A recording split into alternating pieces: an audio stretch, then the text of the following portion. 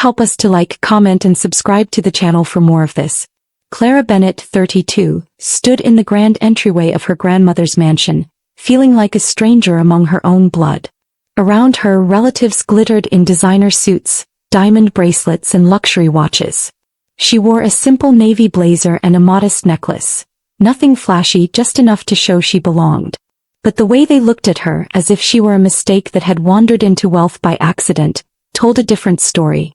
For 10 years, they had laughed at her old car, her downtown apartment and her so-called consulting career. But what they didn't know was that Clara had been building something powerful, quietly, steadily. Inside her leather briefcase, neatly zipped and unnoticed by the others, was the proof. "Let them whisper," she muttered under her breath. "Tomorrow they'll finally see me." The Bennetts had been Boston real estate royalty since the 1920s, when Clara's great-grandfather turned a small inheritance into a property empire. Her grandmother Eleanor took the reins in the 1970s, guiding the family business with quiet brilliance.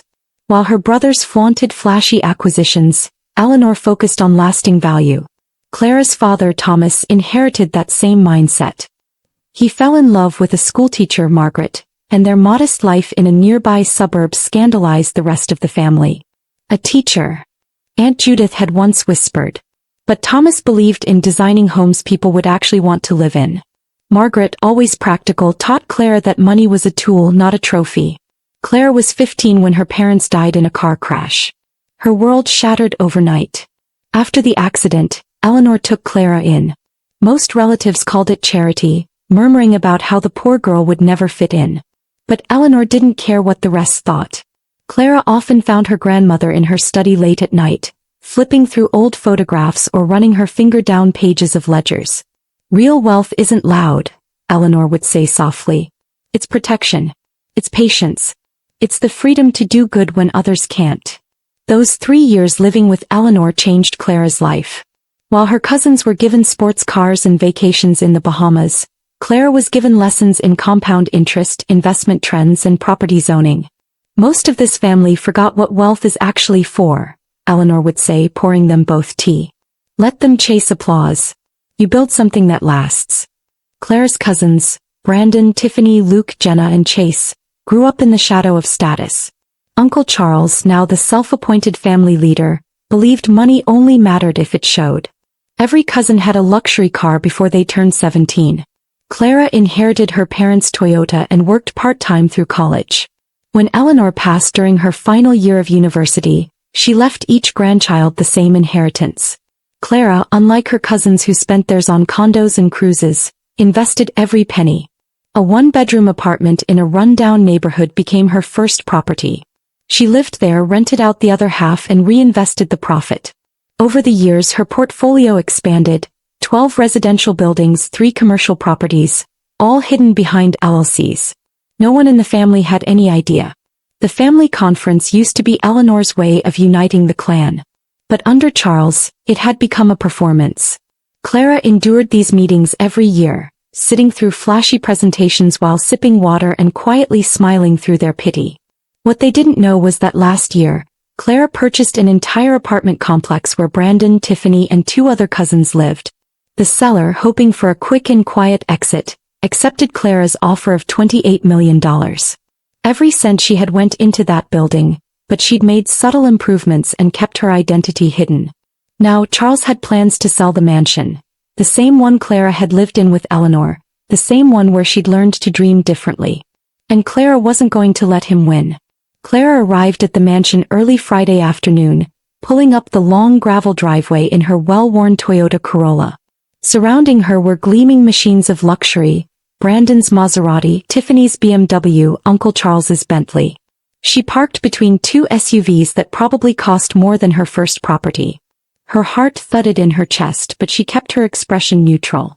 This house still held the smell of Eleanor's garden roses, the echo of her laughter in the halls. She smoothed her blazer, adjusted the pearl earrings she'd inherited from her mother and walked up the steps. Martha, the housekeeper of 30 years, opened the front door with a smile that hadn't changed since Clara was 15. "Miss Clara," she said warmly, pulling her into a hug. "You're the first one here." "Martha," Clara said, returning the embrace, This place still smells like Grandma. Martha chuckled, patting Clara's shoulder. That's her rose soap in the guest bathrooms. I refill them myself. As she led Clara upstairs with her bag, she added in a lower voice, Mr. Charles has been here since morning. Met with the family lawyer. Rearranged the conference schedule. Clara nodded, her suspicions confirmed. They were pushing through the mansion sale. When she reached her old room, still painted the same pale blue, still lined with white bookshelves and the framed photo of her parents at Cape Cod, she felt a rush of emotion. She set her briefcase down and ran her hand along the familiar windowsill overlooking the rose garden. This is still home, she whispered. A soft knock came on the door. Clara opened it to find Jenna, her only cousin who'd ever shown her genuine warmth. I heard you arrived, Jenna said with a smile. She looked polished as always, cashmere sweater, designer jeans, but her eyes were kind. Wanted to warn you before dinner. Uncle Charles is pushing the vote. He wants to sell the mansion. Developers are already scheduled to present tomorrow morning. Clara's face fell. He really means to erase Grandma's legacy? Jenna stepped inside and sat on the edge of the bed. He's calling it a modernization of family assets. Says it's what Grandma would have wanted. But you and I both know that's a lie. Clara's jaw tightened. Then I'll fight it. Dinner that night was the usual performance. Crystal glasses. Caviar. Polished silverware. Charles sat at the head of the long mahogany table, in the chair that had always belonged to Eleanor. We're reviewing development opportunities tomorrow, he announced over the appetizer. A great way to increase value across our holdings. Aunt Judith bragged about her charity gala. Brandon smirked about his new car. Tiffany mentioned a vacation home in Tuscany. Then Brad turned to Clara. Still driving that same Toyota? He asked with mock curiosity. 10 years old now, isn't it? Clara smiled politely. Runs beautifully. Patricia, Charles's wife, leaned forward. Darling, if you'd let Charles guide you with your finances, you wouldn't have to live like that. Clara sipped her water and replied calmly, I'm exactly where I want to be. After dinner, Clara slipped away from the dining room and wandered the garden in silence. Lights shimmered over the roses Eleanor had planted herself. What would you do, Grandma? She whispered into the cool night air. She remembered how Eleanor used to say, don't fight them with noise. Fight them with proof. Clara had kept her empire hidden for so long, working silently behind the scenes. But now she was ready. Back in her room, she opened her laptop and called Mr. Sanders, Eleanor's old lawyer. I need the full portfolio documents. All titles, all valuations. And I want to set up a new entity. Are you sure? He asked. They'll never look at you the same again. Clara's voice didn't waver. I'm not doing it for them. I'm doing it for her. Saturday morning dawned with golden light streaming through Clara's window. She dressed simply, black slacks, a crisp blue blouse and her mother's pearls. She moved with calm purpose through the house, walking down the grand staircase into the drawing room, which had been transformed overnight. Gone were the family portraits. In their place were glossy renderings of glass towers and luxury condos. Charles stood at the front beside a projector, smiling like a man ready to sell his soul.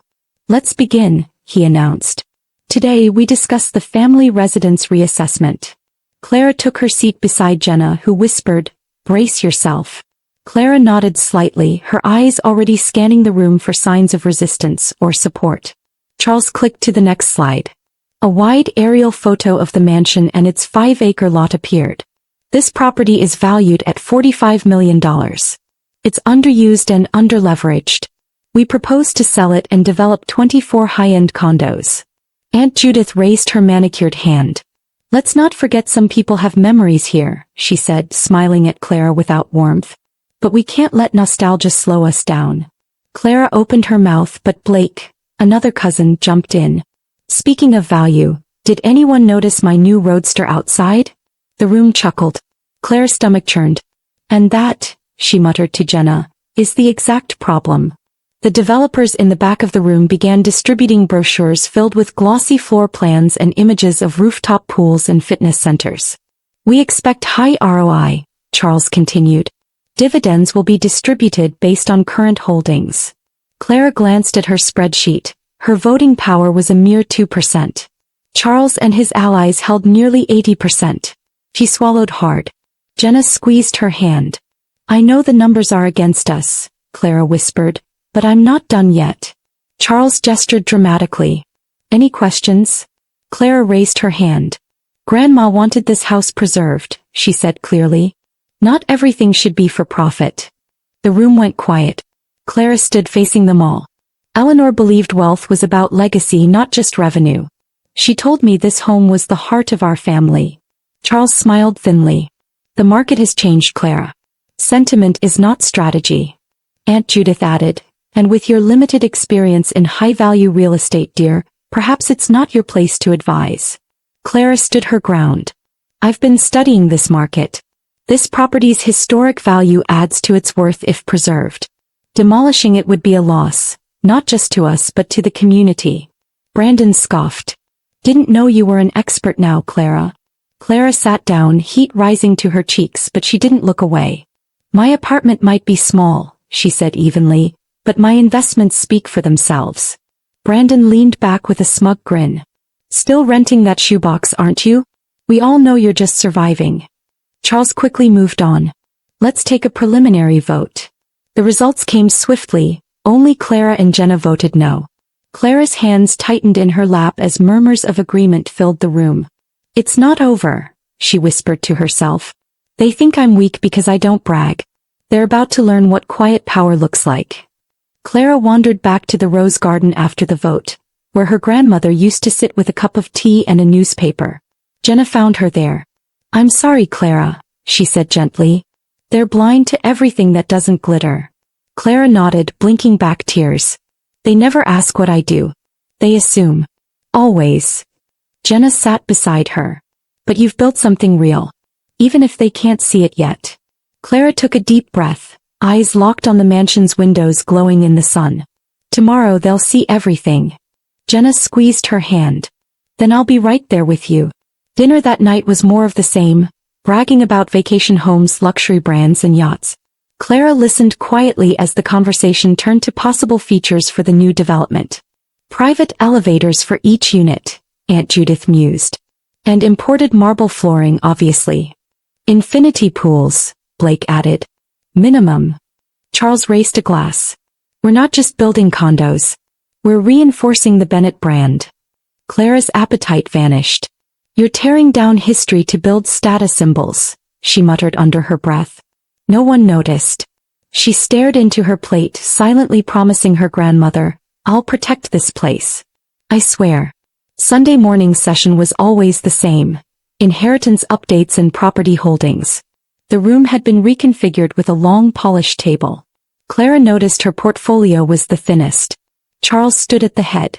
Today we'll review our holdings and voting shares. Also, I propose simplifying Grandma's will. Clara's head snapped up. Eleanor had added protections in her will to prevent one person from taking over. This new structure will streamline decision-making, Charles explained. Efficiency is key. Clara took notes quietly. She would show the documents to Mr. Sanders later. She wasn't just fighting for a house, she was protecting Eleanor's wisdom. The rest of the morning dragged with cousin after cousin presenting lavish updates. Brandon talked about his vacation home in Aspen. Blake bragged about upgrading his yacht. Tiffany glowed while explaining how a private school had fast-tracked her child's admission due to the Bennett name. The room hummed with admiration. Clara felt like a ghost at her own family gathering. Then the conversation turned to the apartment complex. I've had enough of the new management, Victoria said, adjusting her diamond bracelet. Too many changes. They raised the rent last quarter, Blake huffed. Unacceptable. Brandon leaned in. We need to find the new owner. Charles nodded thoughtfully. If we can find out who's behind Horizon Holdings, we might be able to persuade them to sell. Clara's pulse quickened. She said nothing. City connections can delay permits, Charles continued. We can apply pressure through the right channels. Brad smirked. A little leverage goes a long way. Clara sat frozen. They were planning to bully a property owner, her, into submission. This is how real estate works, Brad added, turning to Clara. But you wouldn't understand that, right? The laughter that followed stabbed more than she expected. But Clara didn't flinch. She smiled faintly and whispered to herself, "We'll see." Later that evening, Clara retreated to her room and dialed Mr. Sanders. "They're planning to change the will's protections," she explained. "And they're trying to pressure the owner of the apartment building I bought last year." Mr. Sanders gave a small chuckle. "Fortunately, your ownership is completely protected. They'll never connect it to you unless you tell them." Clara walked to the window, staring out at the moonlit garden below. "I don't want their approval, but I won't let them destroy what Grandma built." She took a deep breath. "Prepare the full ownership documents and transfer everything into the new trust. Call it Elizabeth's legacy." "Are you sure, Clara?" Mr. Sanders asked gently. "This will change everything." Clara's voice was calm. "That's the point." Monday morning arrived with sharp clarity. Clara dressed with care. A tailored charcoal suit, her mother's pearl necklace, and just a touch of red lipstick. Not to impress, but as quiet armor. In the library, the family gathered in their usual order. Charles sat confidently at the head. "Today," he began, "we finalize the sale of the mansion and discuss our approach with the apartment complex owner." Folders began to circulate. Clara opened her leather portfolio and waited. When her turn came, she stood. "Before we continue, I have a short presentation," she said. Charles raised a brow. "Please be brief." "I will," Clara replied, stepping forward. She handed a document to Charles's assistant. "This is a complete summary of my holdings," she said, her voice calm but firm. As the valuation, $73 million, appeared on the projector, the room went utterly silent. Brandon leaned forward, stunned. Tiffany dropped her pen. "That's impossible," Brad muttered. Clara smiled slightly. "It's accurate. While you've been buying luxury toys, I've been investing. Quietly, carefully. Just as Grandma taught me." She handed out printed copies of her full portfolio. Pages showed residential and commercial properties, clean titles, profit margins, and growth rates. "But, you live in that tiny apartment," Aunt Judith stammered. "By choice," Clara answered. "Not out of necessity." Charles's face tightened. "Even so, it doesn't change the voting structure," he said. Clara reached for another document. "Actually, it does." She held up the legal paperwork. "This morning I transferred all my assets into a new trust, Elizabeth's Legacy Trust. The trust also purchased Jenkins Development Group, which as of last week, owns 30% of Bennett Holdings." Silence fell like a thunderclap. Charles's eyes darted across the paperwork. "That gives you," Clara nodded, "35% total. Enough to block any major decision, including the mansion sale." A long pause followed. Then slowly Jenna clapped. "Finally," she whispered. "She sees you now, Grandma." Brad pushed back from the table. "You can't just show up and take over like this." Clara turned toward him. "I didn't take over. I protected what matters. While you mocked me, I preserved Grandma's values. Not for show. For legacy." She paused. "And about the apartment building? I'm the owner you've been complaining about." Gasps echoed around the room. Blake knocked over his water glass. Victoria froze, lips parted in disbelief. "The construction was for your safety," Clara continued. "The guest policy? That was to protect residents after multiple complaints. You see inconvenience. I see responsibility." Charles stood slowly, his voice more respectful now. "Perhaps we rushed our decision. If you're willing to revisit the plans with us." "No," Clara interrupted, her tone firm but polite. "The mansion isn't for sale. I'll be transforming it into the Elizabeth Bennett Foundation. We'll preserve the house and use it for something meaningful. Affordable housing advocacy, financial education, and community grants. That's what Grandma would have wanted." Aunt Judith looked around, confused. "But, where will we host next year's conference?" Clara didn't answer. She didn't need to. The answer was in every breath she took standing in that house. That afternoon, Clara walked through the rose garden. Jenna followed behind her. "You did it," she said, beaming. "Not just the vote, you made them see you." Clara gave a small smile. "Maybe. But I didn't do it for them.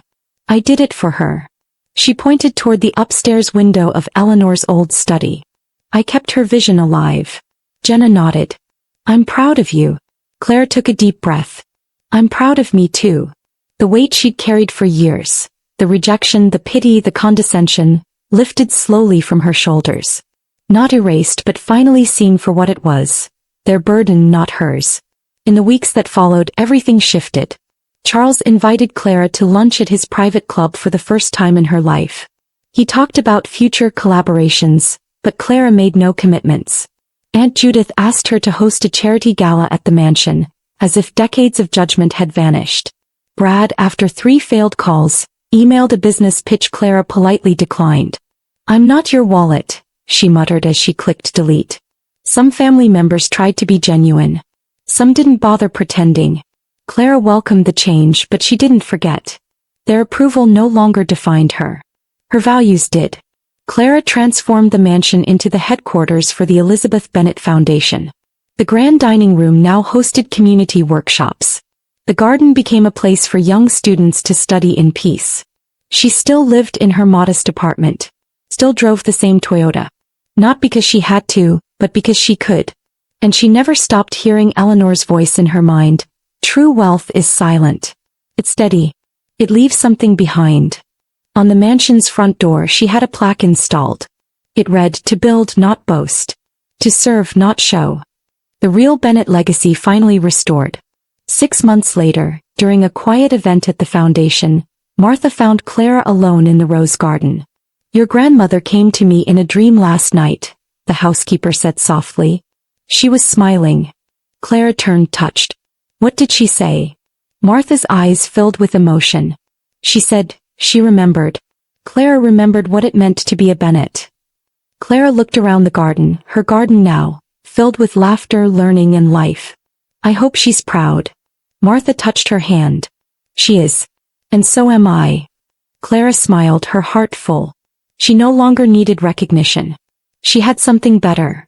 Legacy, purpose and peace. Moral lesson. True wealth isn't measured by what you show but by what you build.